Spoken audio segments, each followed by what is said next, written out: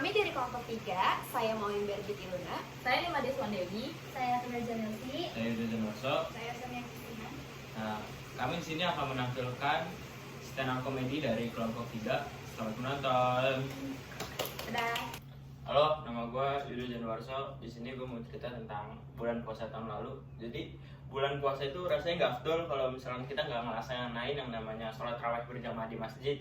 Jujur, selama gue puasa 30 hari, gue cuman tarawih 4 kali. Seperti kebanyakan di daerah lainnya. Di tempat gue juga ada tuh imam yang bacaannya cepet banget. Walaupun nggak secepat yang di daerah mana tuh, gue lupa yang bacaan tarawihnya cuma 20 menit. Mungkin imamnya masih saudaraan sama Eminem. Lagian kasihan juga sama makmum yang udah tua, sholatnya kecepatan. Nah itu yang ada dengkulnya yang nggak lama kepake, dia curhat. Kapok buat terawih di situ, kecepatannya nggak selevel sama gua. Pernah suatu malam waktu gua terawih di masjid, dan lo pasti udah nggak heran sama yang namanya gangguan-gangguan kalau lagi sholat di masjid. Yap, anak-anak kecil atau bocah-bocah yang teriak-teriak sambil tabok-tabokan sarung atau lempar-lemparan peci. Kalau misalkan dia nggak bawa peci yang dia bawa, dia lempar peci punya bapaknya. Dan gue risih banget, dan ini berdampak banget kepada kekhusyuan sholat gue. Pernah tuh gue lagi sholat tarawih, di sebelah gue ada 2 bocah. Itu bocah bukan sholat, malah cerita Naruto. Ceritanya detail banget lagi. Saking detail ya, sebelum cerita itu bocah nyanyiin soundtrack openingnya dulu, baru cerita. Otomatis kedenger dong sama gue. Ya mau nggak mau, gue harus fokus dan konsentrasi sama sholat gue. 4-5 rakaat sholat gue masih bisa bertahan. Gue mencoba khusyuk sama bacaannya, saking fokusnya. Dan khusyuknya gue, itu imam udah sujud, gue baru ruku. Ya, gue fokus dengan cerita bocah tuh kelar. Sampai habis tuh bocah cerita, sampai ceritanya habis tuh bocah langsung nyanyiin ending soundtracknya sambil bacain siapa aja yang ada di kredit titelnya. Nah, sekian, terima kasih. Halo, gue Sonia. Gue mau cerita tentang baju tahanan KPK. 2 orang kader partai politik, sebut aja Dewi dan Hikmah. Mereka bermaksud mencalonkan dirinya sebagai anggota Dewan Perwakilan Rakyat Daerah. Selain menyerahkan berkas pencalonannya ke KPI di daerahnya, Dewi dan Hikmah ngobrol sambil minum teh di kantin gedung. Mereka berdua terlibat percakapan seru. Dewi ngomong, "Nik, banyak politisi di daerah kita yang sudah kaya raya." Hikmah jawab, "Kalau masalah itu, gue juga sudah tahu, Wi." Kata Dewi, "Saking kayanya mereka mampu punya baju tahanan termahal di Indonesia." Kata Hikmah, "Loh, maksudmu baju termahal itu apa?" Kata Dewi, "Ya apalagi kalau bukan baju tahanan KPK." Hikmah jawab, "Kok baju tahanan KPK sih? Kok baju tahanan sih?" Hikmah bingung di situ. Terus Dewi jawab lagi, "Iyalah, coba pikir, seorang politisi minimal harus mencuri uang negara 1 miliar dulu baru bisa pakai baju tersebut." Halo, kenalin, gue Dewi. Jadi di sini gue pengen cerita nih tentang teman gue. Nah, teman gue ini diplomat yang baru ditempatin di Belanda. Terus habis itu dia pernah cerita dia pernah makan di restoran di Amsterdam. Nah, habis itu dia ngomong katanya salah satu menu di restoran itu ada masakan gudeg Jogja. Gue kaget. Habis itu gue penasaran, makanya gue langsung ke restorannya. Lalu gue pesan 1 porsi. Setelah gue cicipi, percaya atau enggak, ternyata rasanya lebih enak daripada gudeg di Jogjanya langsung. Karena penasaran, terus gue tanya, "Mas, apa sih rasanya kok gudeg di sini lebih enak dibanding di tempat aslinya?" Habis itu masnya jawab, "Itu karena nangkanya di sini, Mas. Di Jogja kan pakai nangka lokal. Nah, kalau di sini pakai nangka impor." Terus gue nanya lagi, "Emang nangka impornya dari mana?" "Dari Jogja, Mas." Halo, gue Rahma. Gue akan ceritain tentang anak sekolah. Gue bisa baca berkat guru, gue juga bisa nulis berkat guru, gue bisa ngitung berkat guru, dan sampai gue nakal pun berkat siapa? Berkat teman sekelas gue. Dan temen gue anaknya gue. BTW pelajaran yang gue suka matematika, suka bolos maksudnya. Dan BTW jangan ditiru ya guys.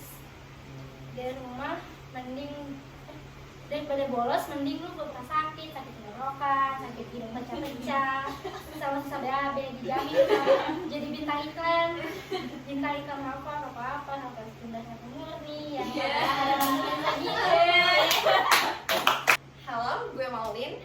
Jadi gue bakal cerita tentang zaman SMP gue waktu itu.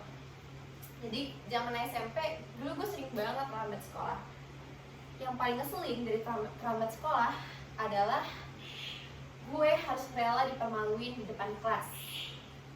Iya, jadi ada seorang guru namanya presenter lah gitu.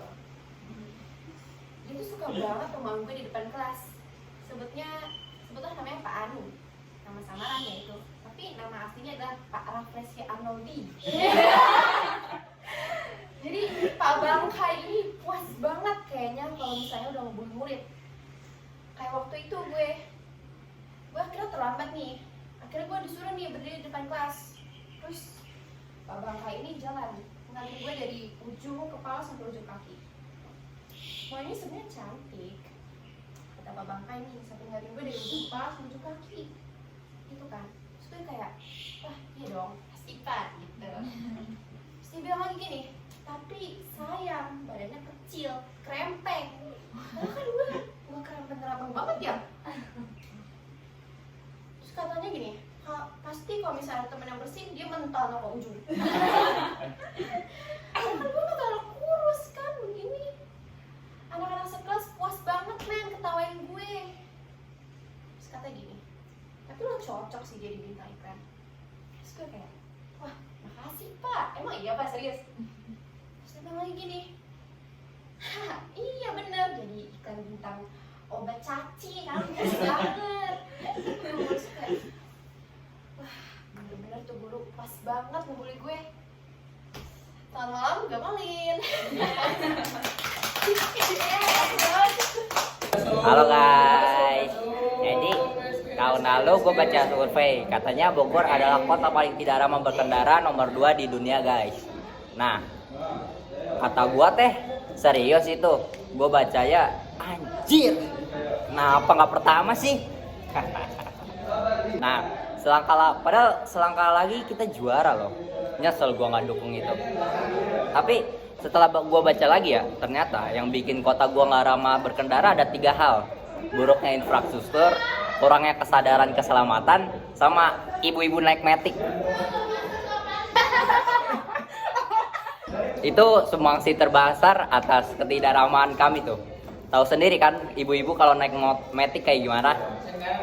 Nah, pergerakannya tuh nggak bisa ditebak gitu, kayak random, sulit diprediksi, kayak kecoa terbang. Ngesen kiri belok kanan, terus ngesen kanan belok kiri, nggak sekalian aja ngesen freestyle.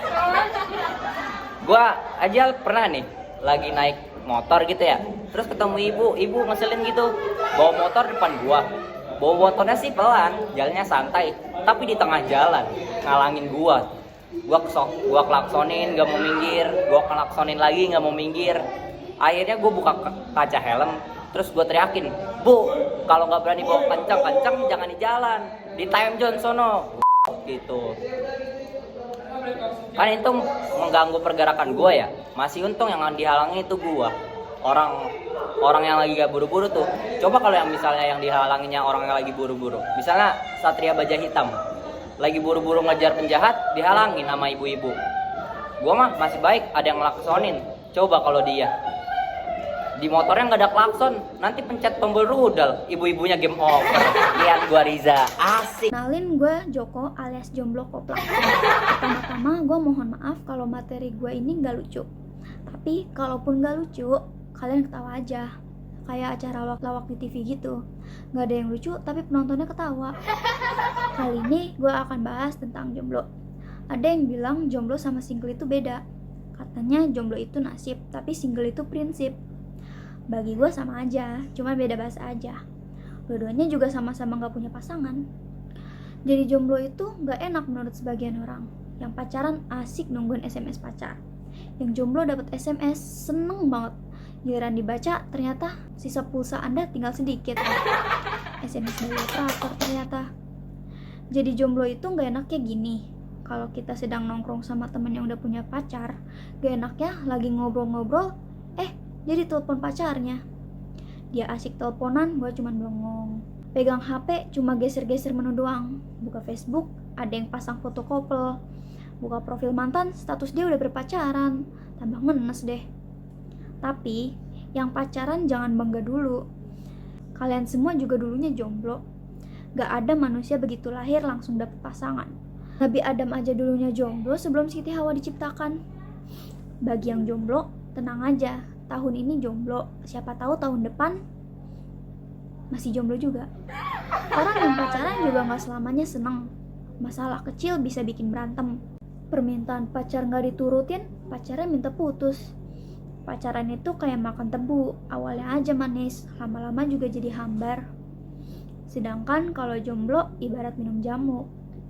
Dari awal sampai akhir pahit. Tapi jangan lihat pahitnya, lihat khasiatnya. Sekian lawakan dari gue yang mungkin gak lucu, tapi ya udah nggak apa-apa, ketawa aja. Sekian penampilan dari kelompok kami. Wassalamualaikum warahmatullahi wabarakatuh.